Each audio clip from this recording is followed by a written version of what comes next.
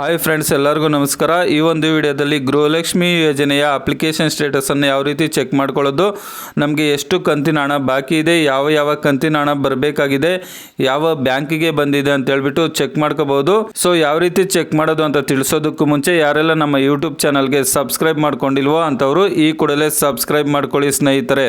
Enter your ration card number ಹತ್ರ ನಿಮ್ಮ ration card ನಂಬರನ್ನು ಟೈಪ್ ಮಾಡಿ. ನಂತರ ಅದ್ರ ಕೆಳಗಡೆ ಆಗಸ್ಟ್ 23 ಅಂತಿದೆ ನೋಡಿ. ಅಂದರೆ ಆಗಸ್ಟ್ 23 ಅಂತ ಅಂದರೆ ಆಗಸ್ಟ್ ತಿಂಗಳಲ್ಲಿ ಗೃಹಲಕ್ಷ್ಮಿ ಯೋಜನೆಯ ಮೊದಲನೇ ಕಂತಿನ ಹಣವನ್ನು ಹಾಕಿದರೆ ಸೆಪ್ಟೆಂಬರ್ 2023ರಂದು ಎರಡನೇ ಕಂತಿನ ಹಣ. ಈ ರೀತಿಯಾಗಿ ಒಟ್ಟು 17 ಕಂತಿನ ಹಣವರೆಗೂ ಹಾಕಿದ್ದಾರೆ. ಅಂದರೆ ಡಿಸೆಂಬರ್ ತಿಂಗಳಿಗೆ ಒಟ್ಟು 17 ಕಂತಿನ ಹಣ ಆಗುತ್ತೆ. ನವೆಂಬರ್ ತಿಂಗಳದಾದರೆ 16ನೇ ಕಂತಿನ ಹಣ.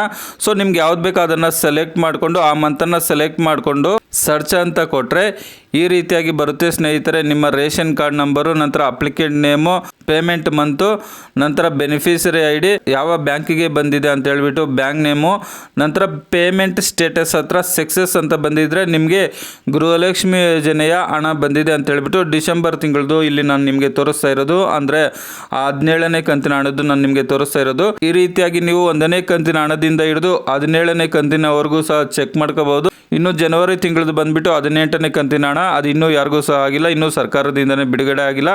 ಈ ರೀತಿಯಾಗಿ ನೀವು ಯಾವ ಕಂತಿನ ಹಣ ಬಾಕಿ ಇದೆ, ಪೆಂಡಿಂಗ್ ಇದೆಯಾ, ಪುಷ್ಟು DBT ಇದೆಯಾ, ಅಥವಾ ಇನ್ಕಮ್ ಟ್ಯಾಕ್ಸ್ ಏನಾದರೂ ಪೇ ಮಾಡ್ತಾ ಇದ್ದೀರಾ ಅಂತ ಹೇಳ್ಬಿಟ್ಟು ಬರುತ್ತೆ. ಸೊ ಪುಷ್ಟು DBT ಅಂತ ಬಂದರೆ ನಿಧಾನ ಆದರೂ ಸಹ ಬರುತ್ತೆ ಅಂತ ಹೇಳ್ಬಿಟ್ಟು.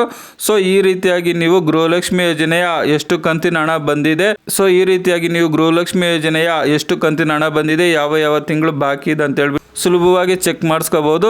ಇನ್ನು ಎಲ್ಲಿ ಈ ರೀತಿಯಾಗಿ ಚೆಕ್ ಮಾಡ್ತಾರಪ್ಪ ಅಂತಂದರೆ ನಿಮ್ಮ ಹತ್ತಿರದಲ್ಲಿರ್ತಕ್ಕಂಥ ಗ್ರಾಮ 1, ಬೆಂಗಳೂರು 1, ಕರ್ನಾಟಕ 1 ಕೇಂದ್ರದಲ್ಲಿ ಚೆಕ್ ಮಾಡ್ತಾರೆ. ಜಸ್ಟ್ ನೀವು ನಿಮ್ಮ ರೇಷನ್ ಕಾರ್ಡ್ ನಂಬರ್ ಕೊಟ್ಟರೆ ಸಾಕು, ಸುಲಭವಾಗಿ ಅವರು ಚೆಕ್ ಮಾಡಿಕೊಡ್ತಾರೆ ಸ್ನೇಹಿತರೆ.